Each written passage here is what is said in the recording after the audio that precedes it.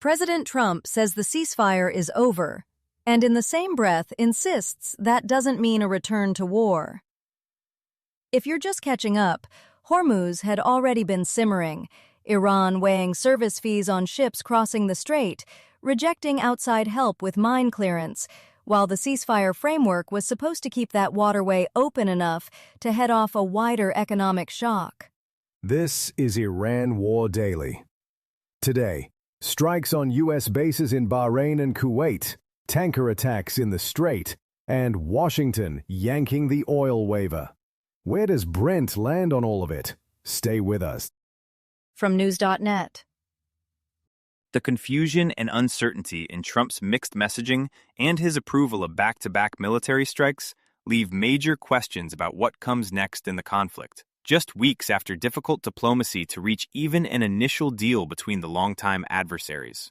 The whipsawing rhetoric could be a strategy to increase the pressure on Tehran to stop attacking ships transporting oil and natural gas in the Strait of Hormuz and bend to U.S. demands on its nuclear program, something Trump has tried before. Let's be precise on the sourcing here. President Trump said on the record Wednesday that the ceasefire is over. He also said continued strikes don't mean a return to war or long-term action. Those statements pull in opposite directions, and neither the White House nor CENTCOM has reconciled them. Right, so which is it? He says finish the job and then says no long-term action in the same news cycle. Who in the oil market is supposed to price that? Nobody can. The AP frames this as a possible pressure tactic. Trump has used the whipsaw before to force concessions on shipping and the nuclear file. But mediators are still trying to save the interim deal, and that's been running right alongside the battlefield all week. And here's the tell the AP buries. High gas prices going into November's midterms. So the same rhetoric that's supposed to squeeze Tehran squeezes Republicans at the pump. That's the domestic clock nobody at the podium wants to say out loud. Tie that back to Hormuz. The tanker attacks drew fresh U.S. strikes, and now the ceasefire itself is in question. That maritime pressure point is now driving the escalation. IB Times Australia with Anthony Will. Iran launched missile and drone attacks against U.S. military sites in Bahrain and Kuwait early Wednesday, hours after the United States carried out fresh airstrikes inside Iran and revoked a waiver that had allowed Tehran to sell oil on the open market, escalating tensions that threaten to unravel an already fragile interim agreement between the two countries. Here's what's confirmed, and it's attributed to CENTCOM. More than 80 targets struck inside Iran. Air defenses, command and control, anti-ship missiles, in response to attacks on 3 commercial ships in the Strait of Hormuz on Tuesday. And then hours later, Iranian missiles and drones hit U.S. military sites in Bahrain and Kuwait. Bahrain and Kuwait. That's the line I want everyone to hear clearly. These are the first confirmed Iranian strikes on Gulf state soil this cycle. That's a different thing than harassing tankers in the Strait. And notice which ships were hit. A Saudi oil tanker and a Qatari LNG carrier. Iran just put its own crude customers and its Gulf neighbors in the blast radius. Riyadh and Abu Dhabi are on the phone right now, and it is not a friendly call. But the oil waiver getting revoked may reprice more than the 80 targets.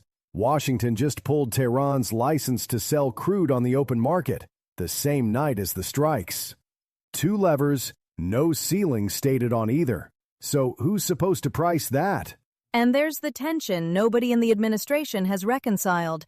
Trump says the ceasefire is over, but also insists continued strikes don't mean a return to war, both on the record in the same cycle. Neither the White House nor CENTCOM has squared those on paper. Finish the job, but no long-term action. But also, it's over. That reads like a mood swing more than a policy. Iranian state TV won't even claim the tanker hit outright. Everyone's leaving themselves an exit while the missiles fly. Here's Howard Altman at the TWZ.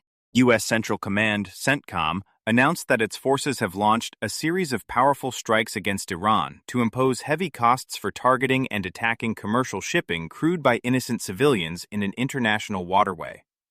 The U.S. strikes are in response to Iranian attacks on 3 commercial vessels that were transiting the Strait of Hormuz, CENTCOM stated on X. In CENTCOM's own words, a series of powerful strikes on Iran in response to attacks on 3 commercial vessels transiting Hormuz.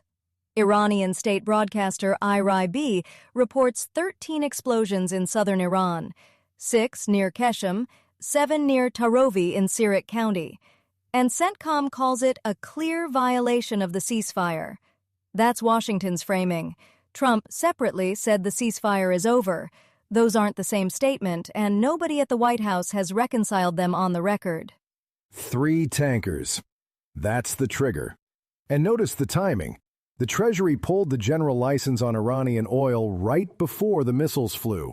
So Washington yanked a core piece of the June 18th MOU and dropped ordnance on Sirik County in basically the same news cycle. 21 days into a 60-day clock, and the paper's already looking worthless.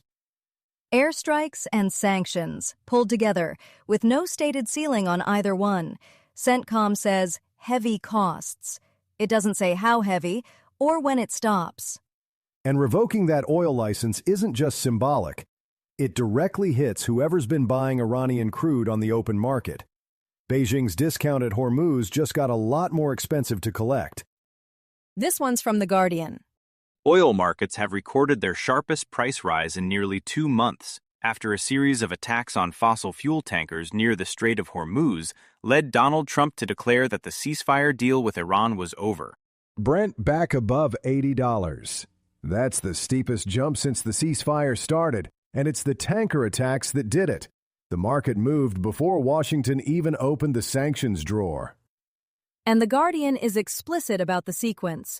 Attacks on fuel tankers near Hormuz, then Trump declaring the ceasefire over. Brent's the receipt on that causal chain.